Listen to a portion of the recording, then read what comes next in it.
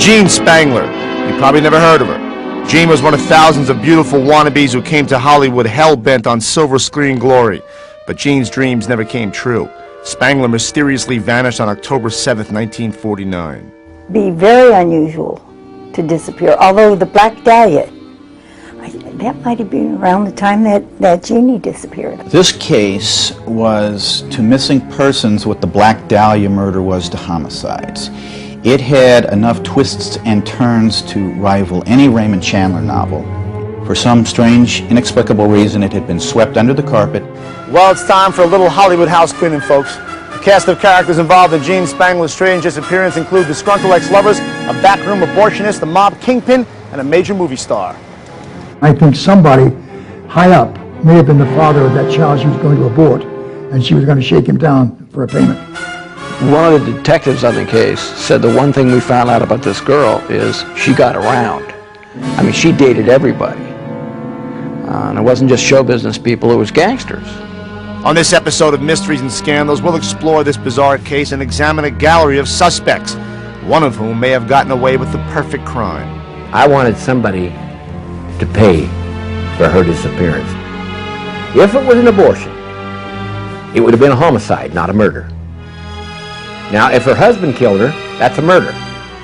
There's a big difference. Yeah, like the difference between 10 years and 10,000 volts. I'm AJ Benza. Take a walk on the mean streets of Hollywood as we try to figure out what happened to Jean Spangler and why.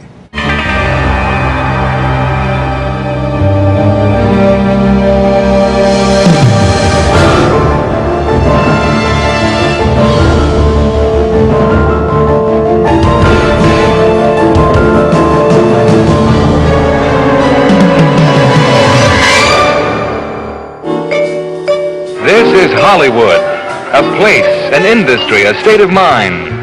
Hollywood is more than a trade name. It is a symbol for magic, entertainment, and make-believe. October 7th, 1949 was the last day 26-year-old screen extra Jean Spangler was ever seen by her family. By all accounts, it was just another day. Kyle Wood is a crime historian who studied this case for more than a decade. Basically, she left at 5:30, and she came down the stairs. It was a two-bedroom apartment in the old Metropolitan Insurance Housing Unit. Sophie, her sister-in-law, was downstairs with Jean's daughter and Sophie's daughter, and Jean came down the stairs and said, "How do I look?" Crime novelist Arthur Lyons. On the eventful night that she disappeared, kissed her daughter goodbye, winked at her sister-in-law and said, "I'm going to a movie shoot, and I have to also go by my ex-husband's house to see if I can get an increase in my child support payments." She never came home, and the next morning she was reported missing by Sophie, the sister-in-law. The cops didn't pay much attention to Sophie's call. In a party town like LA, it's not unusual for a person to disappear for a night or two. John Austin is the author of Hollywood's Unsolved Mysteries. So they immediately sent out an APB on radio and in the infant television of those days. The next day, the Griffith Park Ranger walked into the Ferndale entrance, found a purse lying on the side, and he picked it up and saw one strap had been ripped off, looked inside, and found all the identification cards for Jean Spangler from Screen Actors Guild, Screen Extras Guild. The park ranger called the police. Officer George Onan was the first investigator on the scene. This particular morning, that call came out just about pretty close to dawn. I saw the purse, I handled the purse, and my partner and I searched the purse. The purse straps were broken. That indicated some type of a struggle. Other personnel from the police department came, started to search in the bushes and the terrain around there to try to find and locate a body. The police launched a massive manhunt. Retired Detective Ralph Asdel.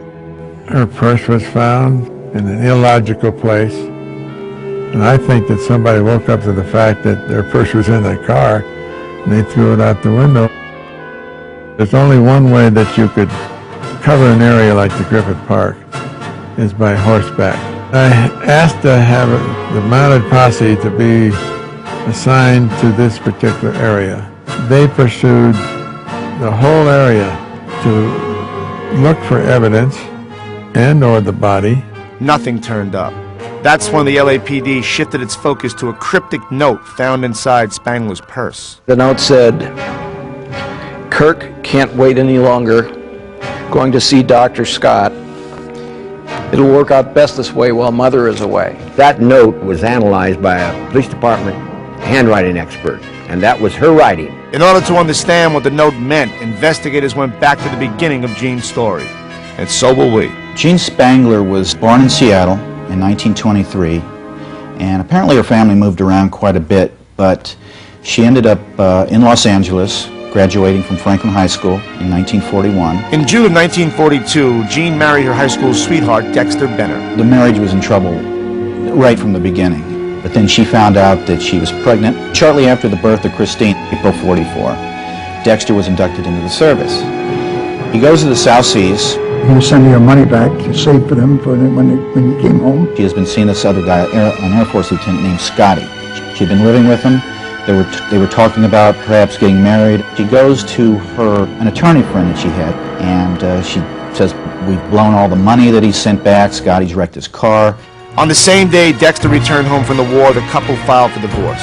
Dexter received temporary custody of their daughter, Christine, because of Jean's infidelity with Lieutenant Scotty. The lawyer remembers her coming in about 4 days later with a black eye and tells him that Scotty, her boyfriend, beat her up, threatened to kill her if she ever tried to leave him, and she did end up breaking up with him. Ladies and gentlemen, we present suspect number one, the boyfriend. Was he the one who done it? Well, maybe. But Lieutenant Scotty was just one of the many men in the tangled tale of Jean Spangler. When we come back, more clues and more questions in this twisted scenario.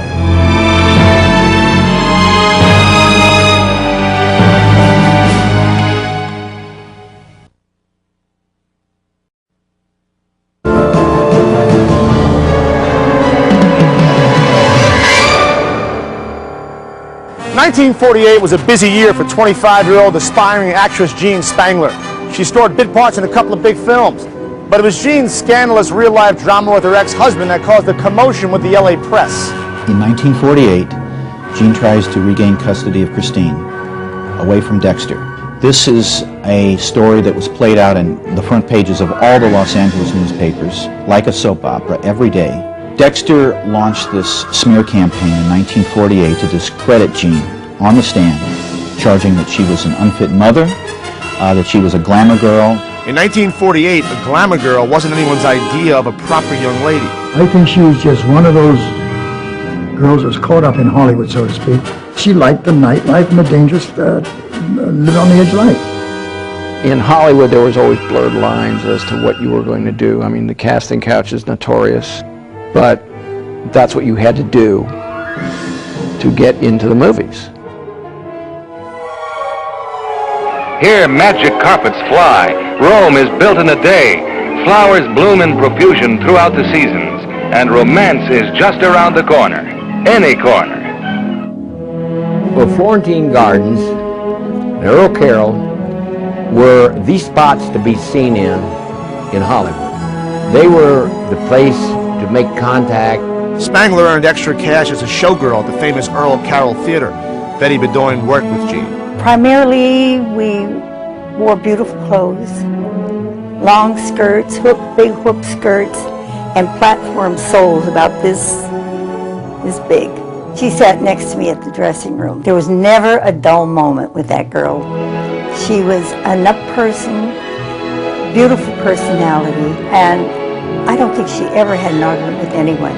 Maybe so, but Jean's party girl persona didn't gel with the image of a devoted mother. She did say to me one time, she told me that she had to straighten up her act, or she was afraid she was going to lose custody of her daughter. Oh, she loved her daughter. Eventually, Jean won custody of 4-year-old Christine. Soon after, Spangler's mother, Florence, moved in to help care for her granddaughter. Jean Spangler was a person that never sat still. She was busy all the time. She was always on the go, but she also did a lot of bit parts and a lot of background work on television. And she was just working nonstop at that time. She made pictures with Kirk Douglas and Bob Cummings, and she passed Bob Cummings on the street one day in the studio, and he said, "You look happy." He said, "I am. I'm in the middle of a new romance." Said, "Nothing serious, but I'm having the time of my life." Evidently, work was not the only thing on Jean's mind. But just who was she having the time of her life with? She probably met them in one of Mickey Cohen's bars on the Sunset Strip. She did have a penchant for nightlife and rough characters, including Frank Nicolay and Davy Ogle. who were great henchmen of Mickey Cohen, who, you know, used to lead the mobsterdom in this town. I had heard that she was going around with people from the mob. In the fall of 1949, Jean confessed to her girlfriend that she was expecting. She told her that she was 3 months pregnant, but this is something that Jean was pretty much tight-lipped about. But Jean didn't mind talking about another little bundle she was expecting. She told friends she was coming into a great deal of money any day now, so to speak. If she was going to come into a large sum of money, then it had to be by extortion, by blackmail. Blackmail, huh? The plot thickens. So let's say Jean planned to hush up her pregnancy by extorting money from someone. It stands to reason that someone had a thing or two to lose if word ever got out that he was sleeping with Spangler. Cut to the evening of October 7th, 1949. She was reportedly last seen at a market up the street, and she appeared to be waiting for somebody. But she was seen in a market close to her home around 5:30, quarter to 6. She was going to buy a purse for her daughter, Christine. She was in the store about an hour and a half. Between 7 and 7:30 that night, she calls home to check on her daughter and tells Sophie, her sister-in-law, that she's at work and that she will be late. Obviously, the person she was waiting for, she met. If she was picked up by a stranger, she certainly wouldn't be waiting around a market for 2 hours. So somebody picked her up, and she had an expectation of money coming. There was some sort of altercation, and events got out of hand. Violence occurs. That's one theory, but there are others. Coming up, a pair of wise guys and one world-famous actor are implicated in the puzzling disappearance of Jean Spangler.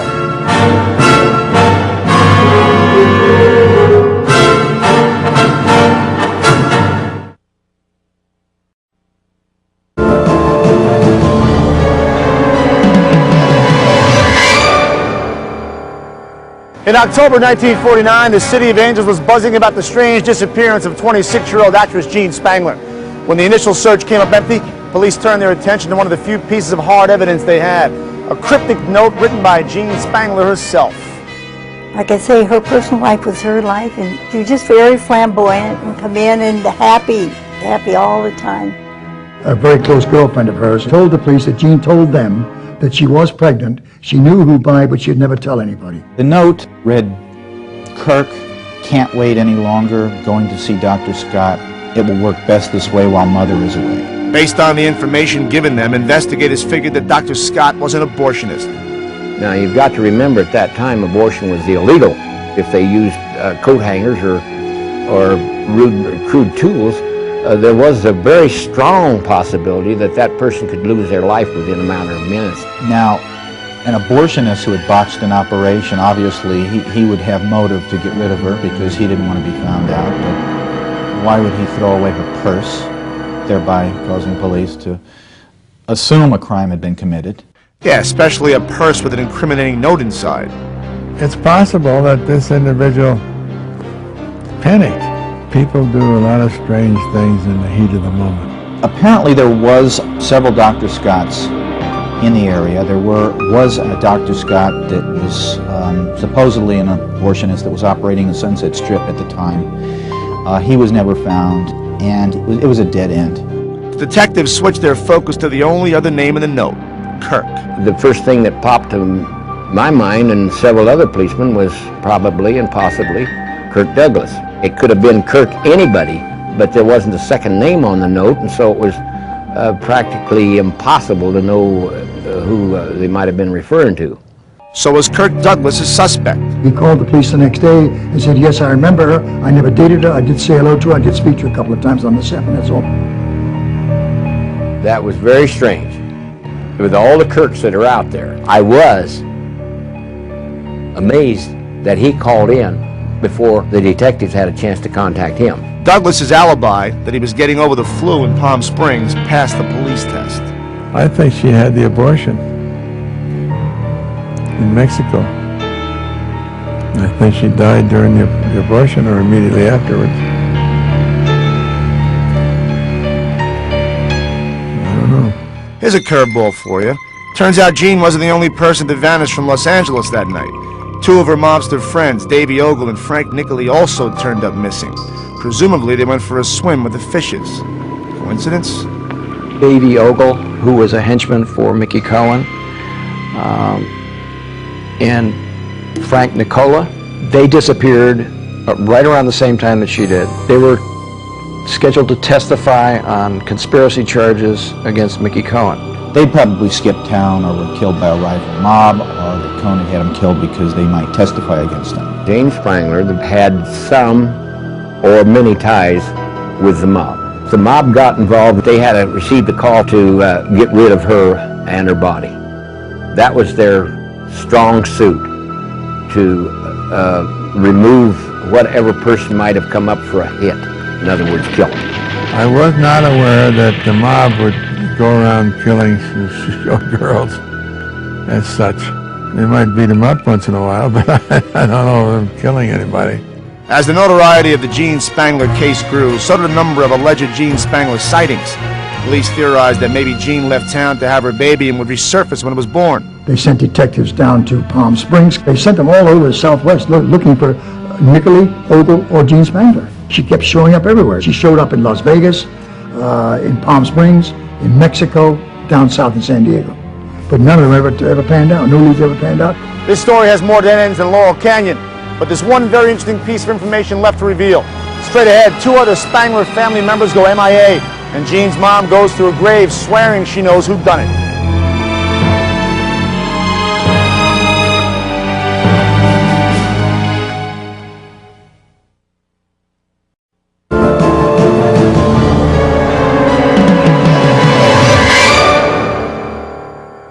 It's been more than 5 decades since the mysterious disappearance of actress Jean Spangler.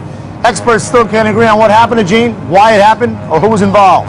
There were so many possibilities with Jean Spangler, her mob ties, her movie ties, the possibility of a movie star having impregnated her and her blackmailing the movie star. There was just so many sensationalistic ramifications of the case. The woman, if she's the victim, is very often painted in a negative light to explain the gaps that exist in the case, and almost as if to imply, well, whatever happened, it was her fault. She was a different person to everybody, and very chameleonic.